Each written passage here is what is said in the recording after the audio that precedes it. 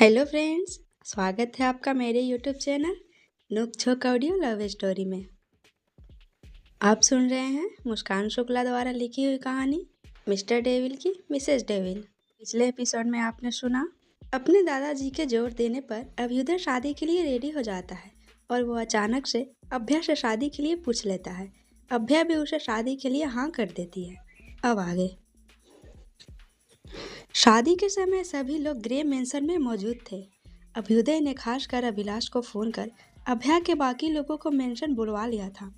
सभी living area में बैठे अभ्युदय के कुछ कहने का इंतजार कर रहे थे। वो नॉर्मल टी शर्ट और ट्राउजर में बैठा, हाथों में पकड़े सिगरेट को लाइटर से जला रहा था। उसके चेहरे पर कोई इमोशन नहीं था। वो हमेशा की तरह शांत था। 10 मिनट बीत चुके थे, लेकिन अभी तक वो बिल्कुल खामोश था।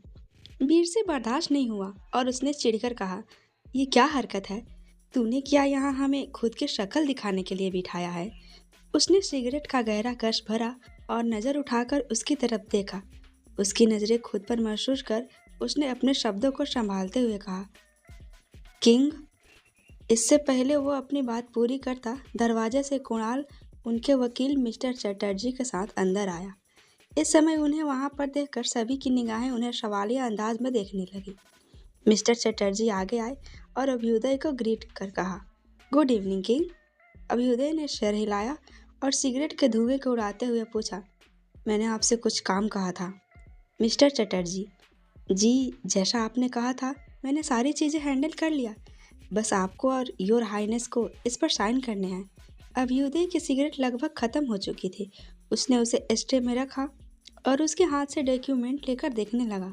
सभी लोगों की नज़रें उन दोनों पर टिकी हुई थी। अभ्युदय ने यारा के आगे अपनी हथेली बढ़ाई। उसके इशारे को समझकर उसने उसके हाथों पर पेन रख दिया। अभ्युदय ने नज़र उठाकर सबकी तरफ देखते हुए कहा, ये मेरे और मिस राठौर के मैरिज सर्टिफिकेट हैं। हम दोनों आज और इसी वक्त इस पर साइन करके मैरिज रजिस्टर कर रहे हैं। कुणाल के अलावा किसी को भी उसके इस बात का अंदाज़ा नहीं था। सभी के ऊपर उसकी ये बात बिजली की तरह गिरी थी।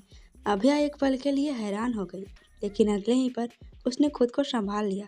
अभ्युदय ने एक नज़र उसकी तरफ देखा और सिग्नेचर कर डॉक्यूमेंट उसकी तरफ बढ़ा दिया। उसने डॉक्यूमेंट लिया। उसका दिल अजीब सी अनजान धड़कन से धड़क रहा था। उसे काफ़ी घबराहट महसूस होने लगी थी। उसने एक लंबी गहरी सांस भरी और एक नज़र अपने ग्रुप के मेंबर को देकर अपने नाम के आगे सिग्नेचर कर दिया। इसी के साथ वो दोनों कानूनी तौर पर मैरिड हो चुके थे। मिस्टर चटर्जी ने पहले ही सारी फॉर्मेलिटी पूरी कर ली थी, केवल उनके सिग्नेचर ही बाकी थे। कुणाल ने पहले ही सब कुछ अरेंज कर दिया था, इसलिए ज़्यादा दिक्कत नहीं हुई। मिस्टर चटर्जी ने उनके मैरिज सर्टिफिकेट सामने टेबल पर रखा और वो दोबारा उन्हें कंग्रेचुलेट करते हुए वहाँ से चले गए। वहाँ पर एक अजीब सी खामोशी छा गई। सब कुछ इतना जल्दी हुआ कि किसी को रिएक्ट करने का मौका ही नहीं मिला। अभ्युदय सबको देख रहा था, जो अभी भी हैरानी से उसे देख रहे थे। उसने अपना हाथ टेबल पर पटका, जिसकी आवाज़ से वो सभी हकीकत में वापस आए। मीर ने हैरानी से लगभग चिल्लाते हुए कहा, नालायक, जल्लाद, जालिम आदमी, तुझे शादी करने की इतनी जल्दी थी कि तूने किसी को भी बताना जरूरी नहीं समझा। कैसे शादी की तूने? हम सब तेरे सामने मौजूद थे, उसके बावजूद शादी वाली कोई फीलिंग ही नहीं आई। मेरे कितने अरमान थे तेरी शादी को लेकर, सब बर्बाद कर दिए। सच में एक नंबर का खड़ूस अकड़ू आदमी है तू। वीर बुरी तरह चिढ़ गया था। उसे सच में अभ्युदय की ये हरकत पसंद नहीं आई थी, इसलिए वो भावनाओं में बहकर कुछ ज़्यादा ही बोल गया था। यारा और अभिलाष सहानुभूति भरी नज़रों से उसे देख रहे थे। कुछ ऐसा ही हाल कुणाल और जैक का भी था। अभ्युदय ने उसकी सारी बातों को नज़रअंदाज किया और केवल इतना कहा, नालायक, जल्लाद, जालिम आदमी, खड़ूस, बिल्कुल सही पहचाना तूने। मैंने कुछ भी गलत नहीं कहा। अभ्युदय, रियली? उसका लहजा एकदम से बदल चुका था। वो अपनी ग्रे आंखों से गहराई से उसकी तरफ देख रहा था। इससे पहले वीर कुछ समझ पाता, अगले ही पल डेनियल उस पर झपट पड़ा। वो इतनी तेजी से उसके सामने आया कि आयशा डरकर आहिर के सीने से लग गई। वीर डेनियल के झपट पड़ने से खुद को संभाल नहीं पाया और एक जोरदार आवाज़ के साथ नीचे गिरा। डेनियल उसके ऊपर था। उसने अपने पंजों की मदद से उसके कंधे को जकड़ रखा था और अपनी नीली आंखों में गुस्सा लिए उसकी तरफ घूर रहा था। वो इस वक्त इतना डरावना लग रहा था कि वीर की सांसें उसे देखकर ऊपर नीचे होने लगी थी। उसे अब जाकर अपनी गलती का एहसास हुआ था। वो मासूम सा चेहरा बनाए डेनियल को देख रहा था। हालांकि वीर के साथ साथ वहां मौजूद हर शख्स इस बात को अच्छी तरह जानता था कि वह उसे कोई गंभीर चोट नहीं पहुंचाएगा, लेकिन उसका गुस्सा काफी खराब था। वो लगातार अपने पंजों से दबाव बनाकर वीर पर अपना गुस्सा उतार रहा था। वह चाह कर भी उसे चोट नहीं पहुंचा सकता था, क्योंकि वीर अभ्युदय का दोस्त था, इसलिए अब तक सही सलामत था। वरना डेनियल की मौजूदगी में अभ्युदय को कुछ भी कहना साक्षात मौत को दावत देने जैसा था। अभ्युदय के रिएक्ट करने से पहले ही डेनियल सामने मौजूद शख्स को चीर फाड़ कर खत्म कर देता था। उसकी पकड़ कंधे पर इतनी मजबूत थी कि वीर को दर्द होने लगा था। उसने दर्द से चिल्लाते हुए अभ्युदय को पुकारा, अभी यार प्लीज माफ कर दे मेरे यार, गलती हो गई। अब अपनी औलाद को बोल मुझे छोड़ दे, वरना कहीं ऐसा ना हो कि मैं इसके डरावने चेहरे को देखते हुए भगवान को प्यारा हो जाऊं। डेनियल ने उसके चेहरे के करीब अपना चेहरा लाया और एक जोरदार आवाज के साथ गुर्राया और उसकी आंखों में वार्निंग भरी नजरों से देखने लगा। उसकी गर्जना सुनकर वीर ने अपनी आंखें बंद कर ली थी। उसकी आवाज पूरे मेंशन में गूंज रही थी। अभया का पूरा ध्यान डेनियल पर था। अभ्युदय ने लाइटर को ऑन ऑफ करते हुए उसे आवाज लगाई, डेनियल। उसकी आवाज सुनकर उसने झटके से उसे छोड़ा और पलटकर उसकी तरफ बढ़ गया। अभ्युदय का सारा ध्यान लाइटर की जलती आग पर था। डेनियल आया और खामोशी से उसके जांघ पर अपना पंजा रखकर उस पर अपना सर टिका लिया। अभ्युदय ने लाइटर पर से ध्यान हटाकर उसकी तरफ देखा और उसके सफेद बालों में अपनी उंगलियां चलाते हुए अभ्या से कहा, मिस राठौर, जैसा कि अभी थोड़ी देर पहले हम दोनों ने मैरिज सर्टिफिकेट पर साइन कर हमारी सारी शादी रजिस्टर कर लिया, तो अभी इसी वक्त से आपकी पहचान पूरी तरह से बदल गई है। अब आप मिस अभ्या राठौर से मिसेज अभ्या अभ्युदय सिंह राणा हो गई है और आज से यही आपकी पहचान होगी। मुझे आपके काम से कोई प्रॉब्लम नहीं है। आप अब तक जैसी अपनी ज़िंदगी जीती आई हो, आप आराम से उसे कंटिन्यू कर सकती हो। उसमें कोई बदलाव नहीं आएगा, सिवाय इसके कि अब आपके नाम के साथ मेरा नाम भी जुड़ा है।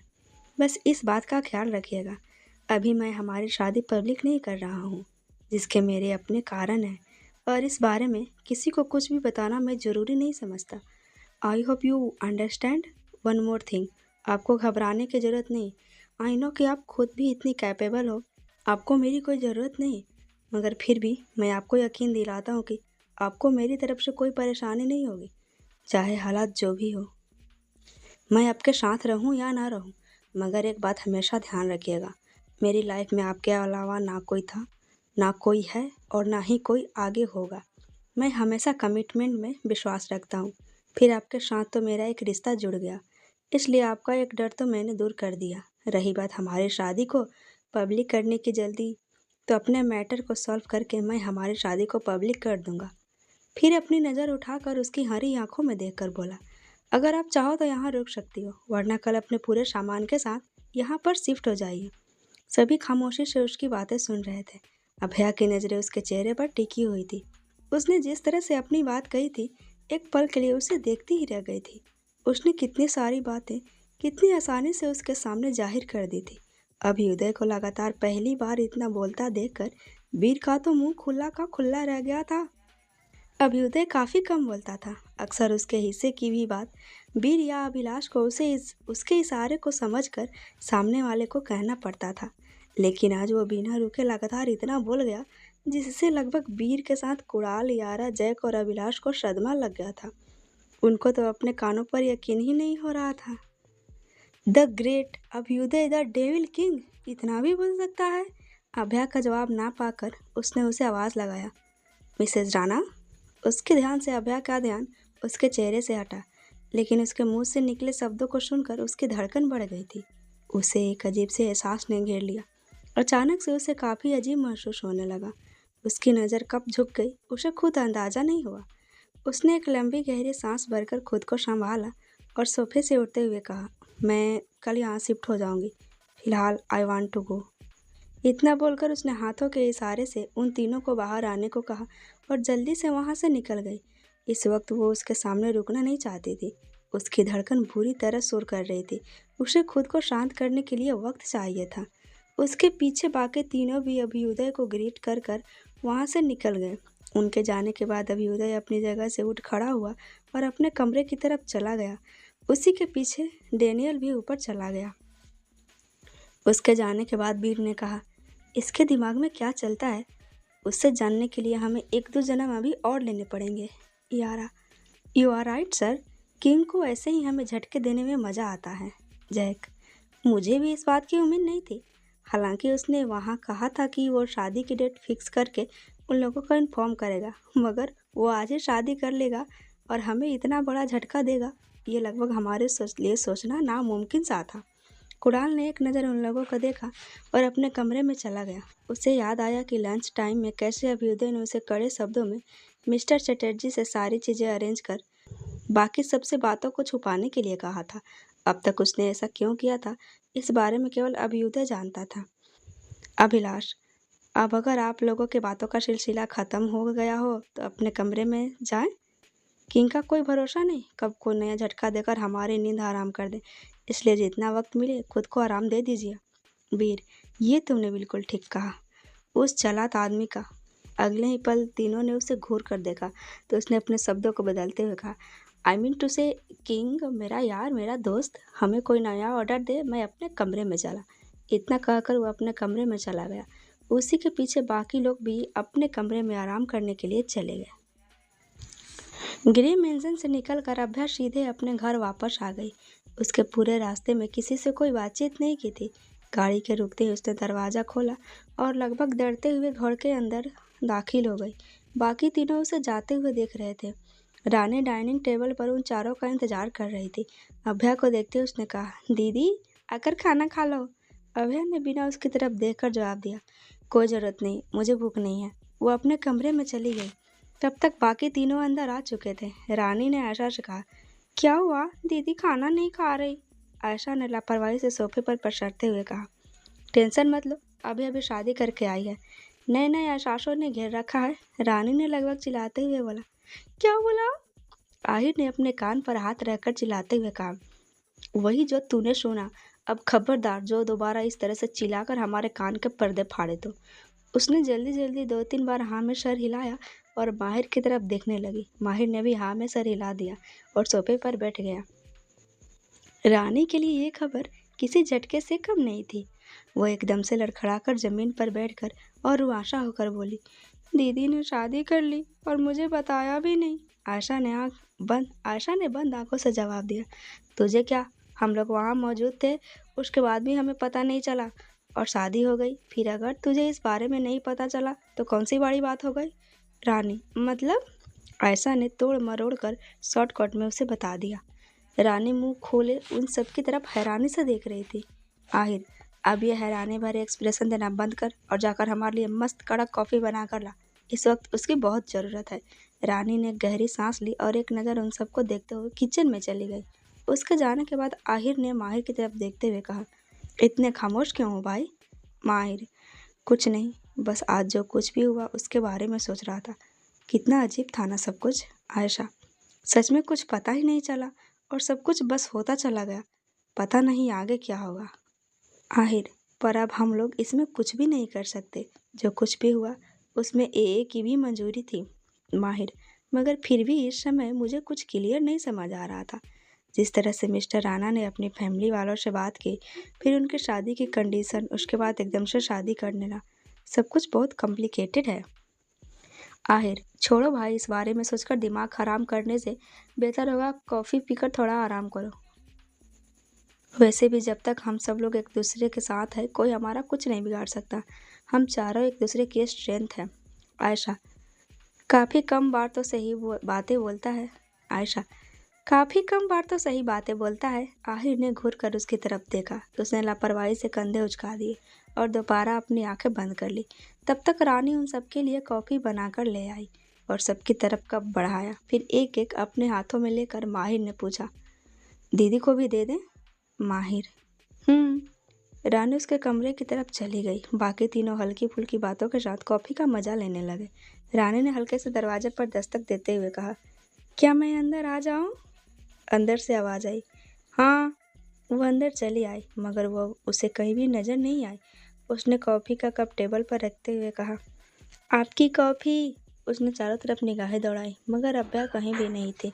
उसने चारों तरफ निगाहें दौड़ाई मगर अभ्या कहीं भी नहीं थी।